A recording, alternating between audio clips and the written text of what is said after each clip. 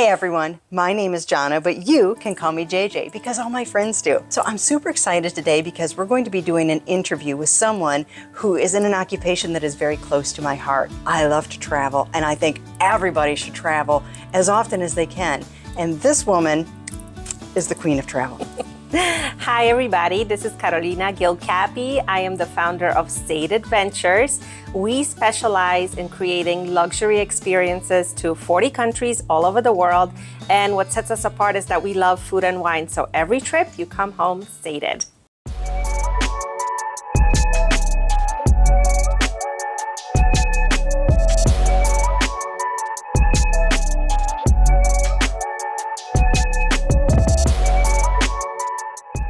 So Karolina, how did you get into the travel industry? I am an immigrant from Poland. So the first time that we came from Warsaw to Brooklyn, that first plane ride, I just fell in love. And being dropped in New York City was a huge culture shock. And ever since that moment, when I was 10 years old, I was chasing that feeling of the culture shock. And I knew that travel has to be part of my life, part of my career. So I followed that path. I studied at Johnson & Wales University, travel and tourism and culinary and everything in between. Right after college, I decided to go into sales. 20 years later, I have my own company doing exactly what I knew I wanted to do. Wow, that's great. Not many people can say that. Are you considered a travel agent? I love that question because we do get that a lot, and I will take any title you want to give me. But State Adventures is a tour operator, and it sets us apart from travel agents because we are wholesale travel providers, and we create full experiences from start to finish. So I have an air department. We take care of all the accommodations, transportation. I have my own guides, my own drivers. These are contracts and partners that I have built in the last 20 years so that I can provide that in all 40 countries. Travel agents will actually come to me and purchase my tours and send their clients on their tours. So I actually work with a huge number of travel agents, pay them commission. It's a teamwork kind of effect. And that way, State Adventures gets spread further and further. What surprised you most about becoming a business owner? So many surprises, all the tears. So much you didn't think about before. What surprised me the most, coming from managing other people's companies and being on top in 2 separate companies that I've done before, to having it as my own baby, is how much I love wearing all the hats.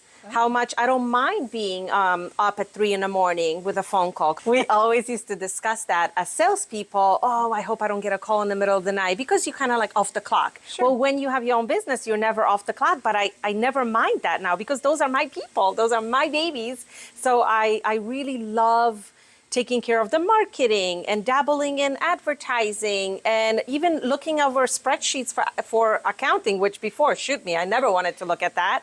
But now I feel very involved. That said, the biggest thing I had to learn is how to delegate and not wear all the hats, even though I want to because it's mine.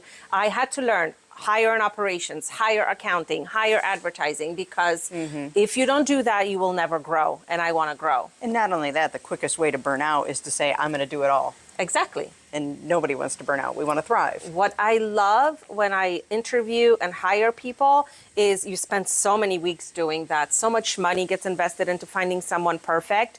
Once you find someone perfect, let them do their job. That's why you hired them. So I am really big into not micromanaging, and it's been a blessing for all of us. Oh, that's great. Not a lot of bosses can say that. You talked about how you came from Poland when you were 10, correct? Yes. And how that affected your love for travel. How do you feel like that has affected your business model? Definitely affected my business from the start, from my roots. I come from really hardworking parents, and I think about that all the time. Now that I am that age that they were when they decided to pick up their life and change it and move to a country where they didn't speak the language, where they had to leave their careers behind. My dad was an architect, my mom was a teacher. When they came to New York, they could not continue their careers because of the language barrier. So they went into construction, went into cleaning, completely different. They gave up something for my brother and for me. But that courage that they had to do that, I feel like that allowed me to have courage to start a business in travel during COVID. which I laugh about it now. Right. But actually, it was the best time to start a travel business Really? because they taught us at Johnson & Wales that travel, no matter what happens, it will come back. I graduated high school when 9/11 happened. Okay. So everyone was like, oh my God, you're going into travel? No one's going to travel now. You just wait and people will eventually travel. Sure. People will always come back to travel. So when COVID was happening and no one was traveling, it was the perfect time for me to build a website, learn how to do spreadsheets on vacation, learn and grow and kind of like set all the things in motion, because once the doors opened and people were ready to travel, Right. I was ready for them and we really took off. You had a chance to really go through all the Yes, baby steps then. Exactly. That's Without wonderful. mistakes, yeah. How has being a woman affected your role as a travel planner and a business owner? I love that question because travel is a kind of a female environment. Flight attendants are mainly female and travel agents are mainly female. So I was already comfortable in that aspect. But those are employees. Those are not the boss. The boss typically in the travel industry, especially in the macho world of Latin America, are all men. So when I show up to these meetings, I'm typically the only woman. And I love that because it messes up their whole scheme and games of the boys club, keeps them on their toes. And I learned so much from men. Women, they don't teach each other as much, or we're trying to change that, right?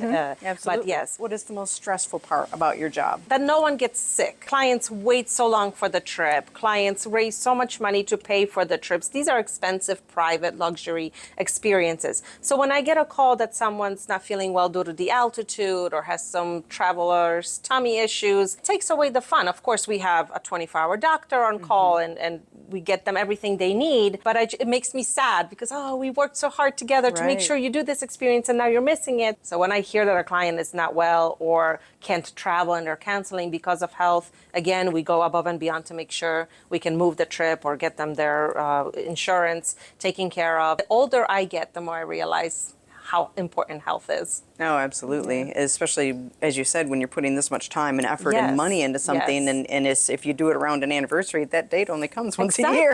Exactly. How does your family feel about your business? My daughters were born into it, so they don't know life without travel. They're actually so jaded now that they're teenagers or have been probably to 30 plus countries with me. Wow. Like when they were babies in my backpack, we would be hiking with them. So now they're like, "Ugh, Mom, do we have to go to Costa Rica for spring break? Like, we just want to go to Flagler Beach." I use my children like icebreakers for travel because I really enjoy indigenous communities and going into the jungles and spending time with the local people. I usually don't speak the language, so we have a translator.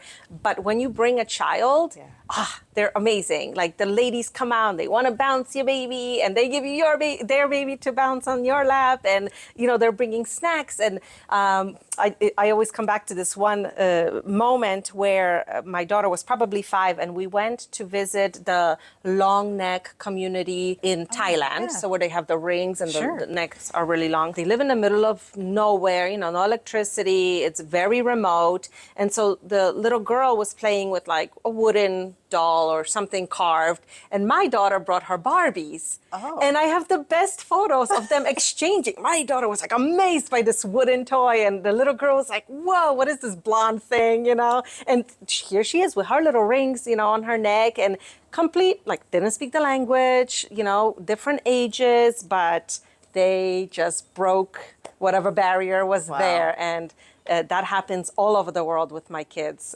So I really love traveling with them and seeing the world through their eyes. So I always encourage family travel. What is the most difficult trip you've had to plan? Geography is sometimes a problem for clients. They look at a map of South America and they said, I have 10 days and I would like to see it. All of it.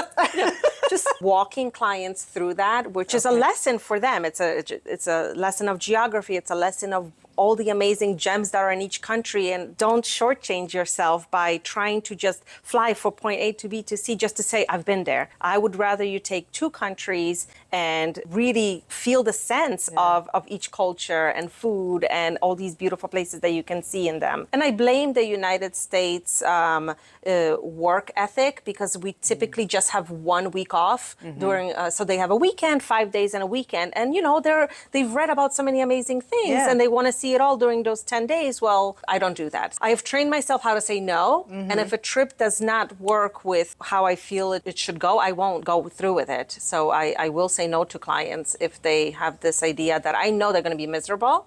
Either they take my advice and we tweak it together, or it's a no. You've become a master at managing expectations. Yes. If my name is stamped on it, it has to be quality. What's the most disastrous trip you've had to take care of? So many disasters. I love travel. I don't know that that's a good sales pitch. So many disasters. Well, disasters will reality. happen. Yes. Disasters will happen. I took my parents to Peru. My mom got salmonella from eating lettuce that I told her not to eat. She got sun poisoning because she was laying out like this in high altitude, and she had altitude sickness, all at once. We had a 24-hour nurse in the room, and so now she comes back and she's like, oh, the Peruvian diet, I lost 8 pounds. She's all happy with herself, and I had gray hair after that trip. But what accomplishment are you most proud of? well, besides giving birth to State Adventures, painful procedure, I really thrive on exposing State Adventures to the world. So we have up to now been in 19 podcasts, articles, interviews, magazines. I'm really proud of what we do, so I really want to share it. And as you can imagine, working from home, not having a reason to wear pants, any reason to go for an interview, I'm there. But the biggest achievement so far is yesterday we were announced as the A-list travel advisors for Travel and Leisure magazine, which is a huge honor. We're going to be featured in their March issue. We're going to be on their website for the whole year. To have that travel expert under my name just after 3 years of having State Adventures is such an honor. And that fact that it says Latin America and culinary, all of my passions and loves married into one, and someone seeing it and saying, yeah, she knows her stuff, it's the biggest honor, more than any other success we've had. Congratulations. That is so exciting. Thank wow. you. Now, you've been to a lot of places. Yes. What is the best trip you've been on? A unique trip that I still think back to is Bolivia. Okay. So it's also in South America, but Bolivia is like another planet. The largest salt flats are there. So you spend 2 days in a 4x4 with everything you need, driving through salt. It is so spectacular, no matter where you look. And as a photographer, it's a dream come true because half the year the salt flats are flooded. So it's like you're floating on water. It is spectacular. And then there's salt sculptures and rock formations, and you sleep in a hotel made of salt. So my kids are running around licking all the walls, It's travel you don't with know children. who else is like that. I know. It's salt, it burns out all the germs. So it's such an adventure. And you go outside and the sunset is spectacular, and there's llamas and alpacas and vicuñas, and the local indigenous ladies are still working the salt. Talk about that trip all the time. And it's probably been 10 years since we've been there last. And it's just such an adventure like nowhere else in the world. It's not a vacation, it's an expedition. Well, that's an interesting, so you say it's not a vacation, it's an expedition. So let's talk about that a minute. Yes, I am big into selling expeditions because it's South America. So when people think of South America, they think of Machu Picchu in Peru. They think of Galapagos Islands in Ecuador. They think of Patagonia in Argentina and Chile. They think of the Amazon. All of these places that I'm listing are not vacations. You're going to wake up early, you're going to hike, you're going to get dirty, you're going to be in high altitude, in extreme weather. So it takes a little bit of adventure to enjoy it. Now, we spoil you along the way. You're going to be in luxury hotels, you're going to rough it by day and then be spoiled at night. But still, it's not for everyone. So when someone asks me for a vacation, I want to hear more. What is it that you envision? Because when you ask me, my vacation, we're moving every day, we're doing something every day. But for somebody else, they want to lay out on the beach. Okay, well, we have places like that. But that's why that whole point of listen to your clients comes in. And here, I usually like to ask, well, what did you do on your last vacation? And that gives me a lot of feedback. So at that point, they're almost managing your expectations because they're telling you, this is what I expect out of my trip. This is what I want to come home with. I want to come home with 5 days of laziness and restfulness and just, And a lot of people will do that. We know how to tweak it to make sure that they can relax if that's what they're looking for. You love to travel solo. I do. Why is that? It allows me to reboot. As a woman, as a mother, as a wife, as a business owner, you have so many responsibilities that it can get overwhelming. Like my brain is always, that's what I tell my husband, my brain's running again. You know, you try to fall asleep and it's like all these ideas. So as many times as I can, if we are traveling, I send my husband home with the kids first and I stay behind for 2 or 3 days. So we were just on a trip to Nicaragua and we did this whole trade show kind of event where we were scouting out a new sporting lodge. But afterwards, after all the adventures and all this really rich itinerary, he flew home and I went to a remote island, literally a little lodge, a hut, no air conditioning, no TVs, nothing except my books, my laptop for working, and amazing food, like all clean food, yoga in the morning, kayaking in the afternoon, and I reset my brain. And every woman deserves that. It doesn't have to be on a remote island. Book a local hotel in your town and spend 24 hours by yourself, or even just a night by yourself away from your family because you need it. Highly recommend it. So it was inspirational. I love my own company, and that's huge. And I learned that through travel. Some of my best travel was backpacking through Europe or backpacking through South America by myself. Now, how does being a woman affect your travels? Are there locations you avoid or extra precautions you take as a woman traveler? We have this discussion with my husband a lot because I travel by myself, and he's like, oh, but at this point, I'm never really alone. Like I said, I usually go to the countries that I sell, so I have my partners there, so they're just a phone call away if I do need something. But yes, there's definitely this feeling that you will never be able to do the same thing as a man will freely when he's traveling. A man can get on a public transportation and not think about it twice, where a woman will be like, okay, where's my pepper spray? And, be really aware of your surroundings. But I think we should do that anyway. I'm not gonna take away from that. I'm never gonna stop traveling by myself, and I'm never going to suggest that a woman shouldn't travel wherever she wants to. Be more aware, and prepare yourself and be smart. And I have a lot of single females traveling with us because they love that idea that someone will pick them up from the airport. They don't have to take a bus. It's a private car, but then they'll still be in Chile, in Santiago by themselves and explore museums, and, in Costa Rica, do all the excursions. There's a nice balance for them where they feel like they have a local friend, but they can still travel solo. So it's a tough subject because it's not fair. It's not fair that a man can go anywhere without thought, and we have to think about protecting ourselves. I was just going to say, because a lot of women are probably going to say, well, if a man can do it, I can do it. But you're not saying don't do it. You're just saying be smart. Do it smartly. Yes. Recognize exactly. your weaknesses, limitations. Be prepared. Yes, exactly. I love it. Can I ask how old you are? I'm 40. Just turned 40. Okay. Yeah. So there was a lot of things on my list that I wanted to do by the time I'm 40 and own a business, the first business in my family. I'm the first one to graduate college in my family. I'm the first one to start a business. So everything my parents sacrificed to get me here, I feel like I'm making them proud. Now, some women will get to the age of 40 and they say, okay, this is middle age. How do you feel about that? We're just starting. I'm new here, right, in the 40s place, but I think this is where I care way less about what anybody thinks. That's true. And I'm very comfortable with who I am, how I am. So that gives me this push to do more, because why not? I certainly feel like I have found a freedom and confidence in my 40s that I never had in any other time. I hear that a lot. So if you had to give advice to your 21-year-old self, what would that advice be? Be kind to myself. I think in my 20s, I took on a lot. I became a mother at 23, but I was also working full time. I was juggling so many projects, so many things, and there was never time for me. And so I wish that I could squeeze that in my 20s, because you're only in your 20s once and it goes so quick. Carve out time for yourself. And I say that to all the 20-year-olds out there, enjoy the 20s.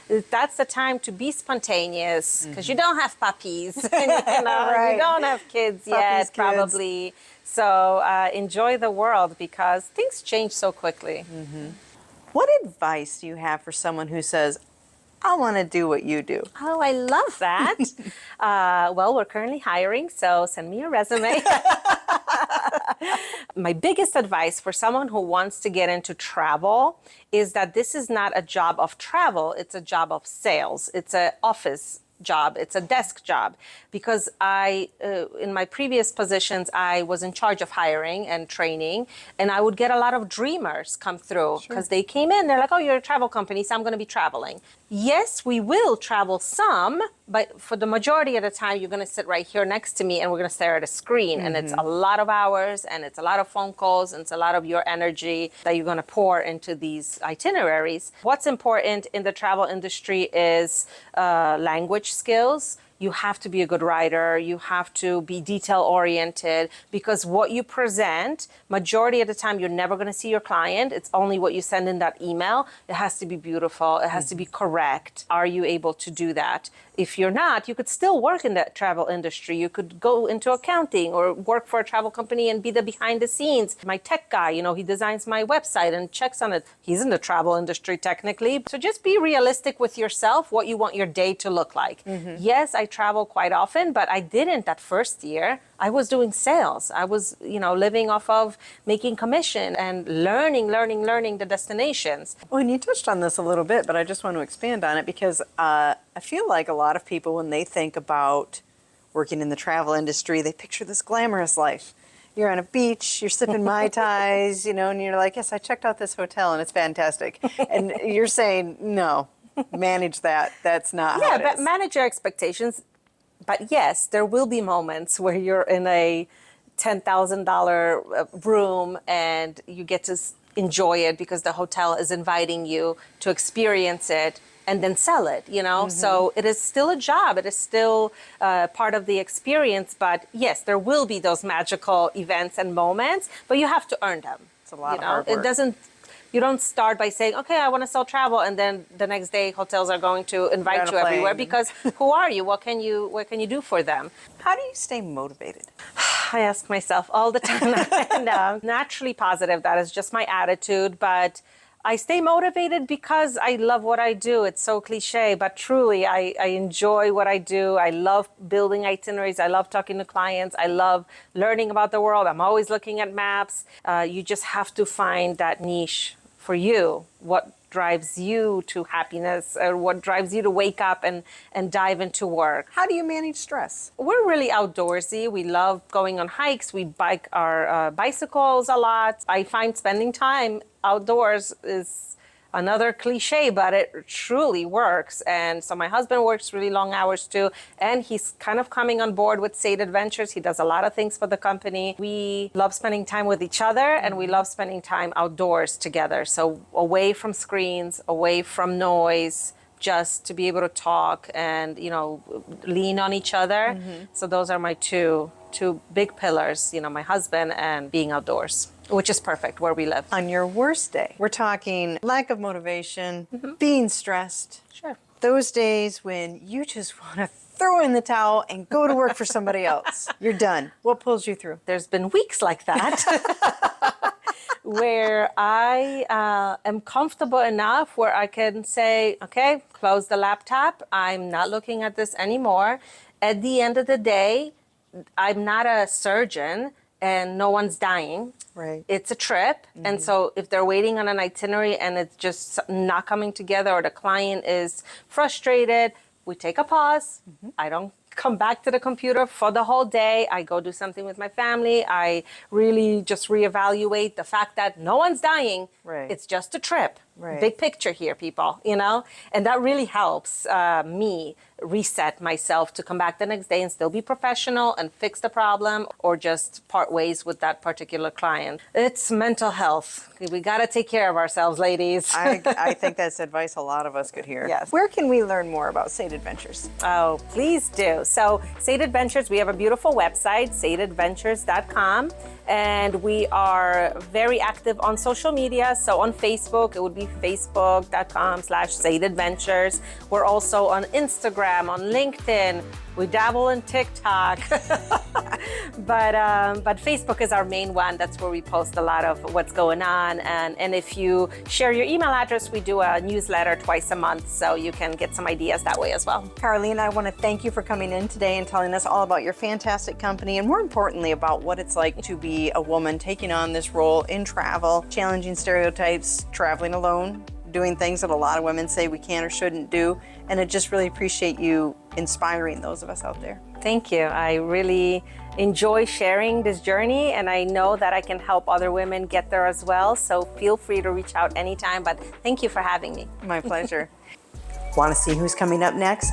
Make sure you click subscribe so you don't miss a single interview that'll be coming your way. And if you love this interview, send it to 3 women that you think would be motivated and inspired by everything you saw today.